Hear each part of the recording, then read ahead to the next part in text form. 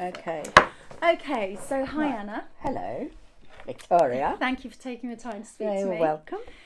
So I called you yesterday because I'm looking at putting together this online course, and you're one of my clients that when we met, you were in pain. Can you remember? Very much in so, pain. I trekked for 20 days in Nepal, and came back a month later. I did Eastbourne to Winchester, and at the very last day of that 100-mile,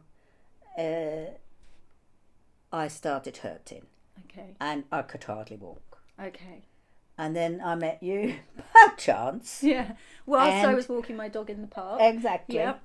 And we happened to just bump into each other with the other ladies. Yeah. And so you said you could help me. I turned up and you did. Okay. So initially you didn't. I was a bit skeptic because you were a bit I skeptical. know what plantars are like. They can be Very irritable. very irritable. Yeah. Okay. Very irritable for a long time. Okay. So can we just start by going back in time? So in the past you've had foot injuries. Yes, but that's on the other foot. That's on the other foot. That's okay. on the other foot. But even if it's on the other But because I had these injuries, it's probably exasperated more how you walk? how I walk. Yeah. Okay. And so I walk wonky, and because I've got now plates in my right foot on the outside and screws on the inside. On the outside in the malleola. Yeah. Okay. Here I've got a long plate like this. Okay. Yeah. Which restricts my movement. Mm-hmm. And I have 3 screws this side. Okay. So you had an injury in your right foot, like Yeah. that you're saying? So as we all know, when you've got an injury in one foot, you put more weight on the other foot. That's exactly Yeah? what happened. So immediately, once something is wrong with one leg, it's going to affect the balance with the other. So your left foot will have already been having to compress and take a lot more weight into the ground. That's right. How many years do you think that was going on for then? Well, the first break was when I was 16. Okay. And then 40 years on exactly happened again. Okay. Hence they put the plates in and all that stuff. I mean, the first injury, I fell off a cherry tree. I fell off a ladder. Okay. And the second one, I was dog walking with several dogs in Ditchling Common, and one hit me from the back, and I must have turned it.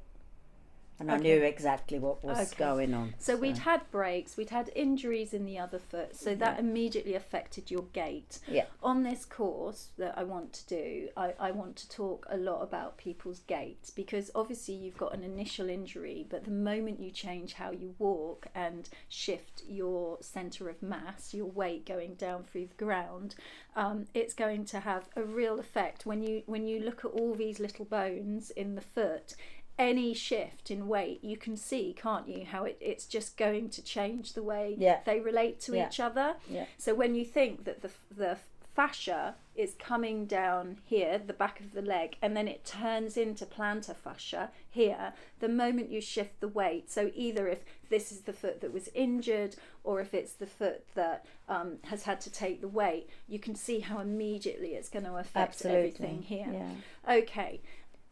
Did anyone ever teach you anything about the impact that was going to have on your body? I knew that because I'm medically trained. Okay. Oh, well, that helped. But did your medical training help you avoid plantar fasciitis? Well, for a long time, yes. Okay. But because I was doing all these extreme things in such a short time, it probably was not really a good idea. Yeah. Doing 100 miles in 8 days. Yes. Was going to challenge. So it was a big challenge, even though Nepal was a challenge because they have huge steps. I mean, you have to go up steps that I've way. been there. You're So literally you have to climbing up them. Yeah, I remember those steps. Yeah. So for me, it was a clear indication. Anna, you're getting old. A. B. Okay, expeditions are out of the questions nowadays. Yeah. And well, these things happen. They happen. Okay. And so I try to do the best I can. I still walk miles. Mm-hmm.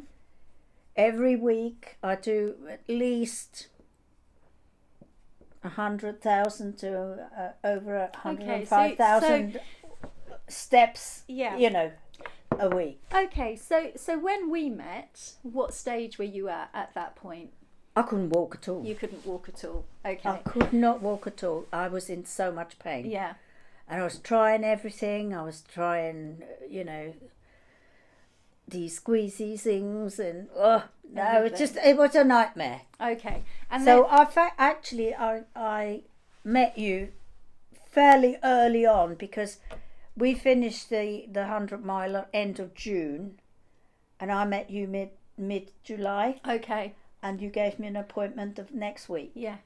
So and then I came every week until you went away in January. Okay. So we worked with you quite regularly because you really wanted to learn about your gait, and we did the hands-on. And you made me do things like on foot. Absolutely. I basically helped you to learn how to walk again. Yeah. I mean, not physically like you couldn't walk, but I taught you how to move your body correctly. Yeah. So obviously, if people are watching this online, they're not necessarily going to be able to come to me for the hands-on clinical massage, but what I will be doing is teaching people how to do a lot of that for themselves. Fortunately, because a lot of the issues with plantar fasciitis comes from calf muscles, people can self-massage for that, but it's very, very important they know exactly how to do it. So you were able to come to me, but just to say, I will be teaching people a lot of those techniques, and we would have given you homework.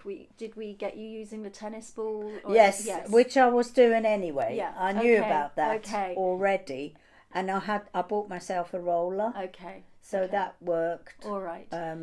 It helped from the weekly sessions with you, and you know. Yeah. Okay. So what's going to be interesting is whether people can, if I can teach them well enough online, to find those trigger points. Because one of the things I would have said to you was hold off with the tennis ball, hold off with what you're doing, because if you're moving it, you're going to, on the body, you're going to be making it worse. It was all about teaching you to use compression rather than moving. A lot of people think with massage you have to move, and you have to move your hands, or you have to use the ball and stimulate the area, whereas actually for plantar fasciitis that's going to make it loads worse. So it's really important that people understand what massage to do where. Okay, so we saw you for for about 6 months on and off, and by the end of it I was good. You were good. I was good. I was walking again. I was skiing again. And you were surprised? And I was, it was great, because I mean, at the beginning, I was nearly crying because it was so painful. Yeah. So do you think we improved it far more quickly than you expected? Yes, because I have other people who have plantar, and they said 18 months. Yeah. And it was less than that. It was much less. It was much less. Much less than that. And what I'd like to say here is we actually got you functioning very quickly, because it wasn't that it took you from July to January to get back in the gym. It was just a few weeks, and I was like, right, now go back and start using your body, and then if it's uncomfortable, bring it back. So we'll be able to support you while you're starting to do things again. Yeah. So actually, from when you first saw me to when you were able to start that, can you remember how long it was? I think I took off all of August, and I went back in September. Or I didn't stop and I just went cycling. Yeah. Okay. So in terms of weight bearing, wasn't doing that. 'Cause rowing, anything not weight bearing. Okay. Because what my experience is with people is that generally within 6 weeks we've got them moving on their feet again. They're not necessarily going to be moving as much as they want to in time, but we had you being able to be active on your feet in 6 weeks. I think that's very realistic to say, isn't it? Okay, so many people watching this will have tried many things. Some of them, I've been on forums and there's one guy who said 26 years of pain. Oh my goodness, I would have killed myself. I know, but that is one of the reasons I want to do this course, because I noticed, so I just had a broken foot, and if we look here, it's the 5th metatarsal. So I literally went off a pavement, broke this bit of my foot, and for the first 4 weeks of not doing very much, it was actually quite a revelation and it was relaxing. Week 5 and 6, I went into depression. I went into a serious depression, and that was because of the lack of exercise and just the lack of being able to do things. So for a lot of people, that's why I'm creating this course, because it doesn't just affect your foot. No. And also, I mean, when I had the injuries, the first time I was 20 weeks in plaster. Wow. 20 Which they weeks. wouldn't do now, probably. Nowadays, no. I mean, that was a long time ago. Yeah. I am old. I'm not that old. But the second time I was in plaster 8 weeks because it was so badly broken again. Okay. And I didn't have a boot, so it was really tough. That was tough. Yeah. And with the crutches, and I couldn't weight bear at all for 8 weeks. Okay. So that's when they took the plaster off, and then off you go. I'm still waiting for the physio to be ordered. Absolutely. I mean, I'm really quite disturbed from doing the job I do to see what I was told I could do after 3 weeks. They said about mobilising and trying to get out of the boot and into a supportive shoe, but actually to me, and I'll be talking about this in another place, that is not correct. But what is important, and you said you were able to do rowing and cycling. And on the ordinary gym bikes. And I would still have a couple of issues with those exercises, because you're still having to dorsiflect the foot a lot in those positions. It was okay. So it wasn't painful, but it may have still shortened the calf muscles. Possible. I tried to stretch them a lot. Yeah. My favourite exercise for rehab, when it's painful to weight bear, is swimming. I've got no question. Yeah, I know. But it's wet. It's wet, and you didn't like. So it's useful to know. So you used rowing and you used cycling. Yeah. 2 sports that didn't require you to weight bear while we were trying to get rid of the inflammation. Yeah. And you were doing that throughout the time we worked together. Yeah. So it shows that you can be doing. And I think after about 8 weeks, I went back on the treadmill and did some walking and around the area. Past your house. Past my house, past my dog. Okay, so finally, I just want to talk about where you're at now, because we've been discussing shoe inserts. Yes. So what's happening now? My podiatrist gave me insoles because due to whatever, my arch on the foot I have injured with the plantar has dropped. Okay. So she gave me those insoles, and those insoles make it, if I don't wear them, I can feel the plantar more. Okay. Whereas if I wear them, the plantar is fine. Okay, that's great. And for the gym, I also have Vionic gym shoes. So they are supporting my arch and also probably the plantar. Yeah, absolutely. So that's great, because you found a way to manage it Yeah. and to function and to do everything That's right. that you want. Me being me, always the perfectionist when it comes to this, would say there's still another stage you can go to, which you don't need to. No. But it's there as an option if you ever wanted to. Where I'm saying basically we can teach you exercises within your gait to create the arch. So at the moment, it's supporting a problem. Yeah, which if you don't use that support, you've got a problem. Yes, a Pilates is sometimes the balance is a bit hard. Absolutely. So with what I'm going to be teaching people, and we did a bit of this when you came to me, and that's why we got you moving again. So we can teach you to put that arch through movement into your feet. So you could, if you ever wanted to, relearn how to recreate an arch. And everyone's different, so it may or may not improve it, who knows, but there is still a way that you could learn how to create that in your body, which is how we got you moving so quickly in the first place. Yeah, I was really pleased. Yeah, you were. I was so pleased.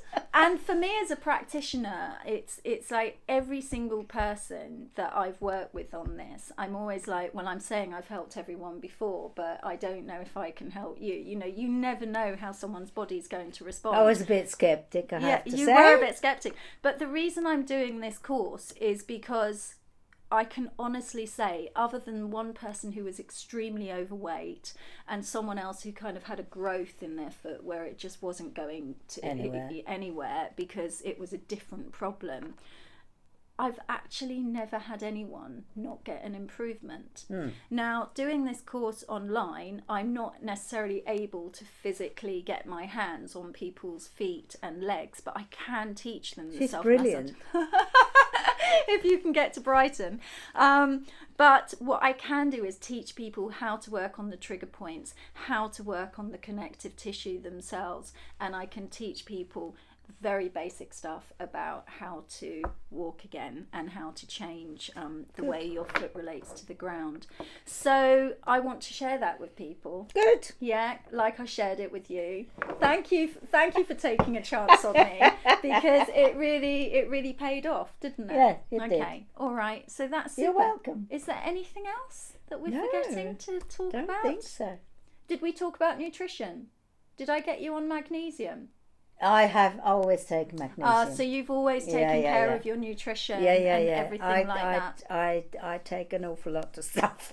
Yeah, because one of the things that I think is missing in the treatment of this kind of condition is that people either go for massage, or they might go and get their gait done, or they might look at nutrition, but very few people do all of it at once. Yeah, no, I do. I take 1,000 milligram of magnesium a day. So that really helps as a muscle relaxant. Yeah. Okay. And do you stay hydrated? Minimum 2 litres a day of water. Really important. Good girl. Good lady. Teach what you need to learn, Vic. So all of those things, you can't just sort your movement out. You can't just do you have to do the massage. the whole You can't thing. just do nutrition and hydration. And also, did you rest? Did you take rest during that period? I suppose the lifestyle I have these days is more sedentary. Okay. Rather than, I mean, in my lifetime, I was always running around in my jobs. So I was never still. Now I am more still. Mm-hmm. But I go to 4 to 5 times a week. I go to the gym. I do a Pilates class a week. So I'm moving. Yeah. Okay. And you know what's very interesting is when people sit down a lot, it does shorten the calf muscles. So it teaches the muscles to be short. And also the calf muscles were shortened because I had so many stairs to. I had a hotel, and we had 60 steps. Yeah, that's so right. that makes an awful lot of difference. That's what it was about with you. It was all about the stairs, Yes, wasn't it? it That was how you were measuring Yeah. it. How are you getting up the stairs? Yeah. That's right, and Yeah. it was also your upper legs as well. Yeah. You had discomfort Yeah. in. That's important to know. So it wasn't just your Still feet. walk sideways down the stairs. Do you? But I have to say, because I live near here, we've got really narrow stairs in this area, haven't we? All the houses are quite similar, and anyone who comes to visit me goes, God, you've got really narrow stairs. So you do have to be extra careful. Yeah. Even if we've got small feet. Yeah. All right, thank you. You're welcome. Thank you. Okay. Right.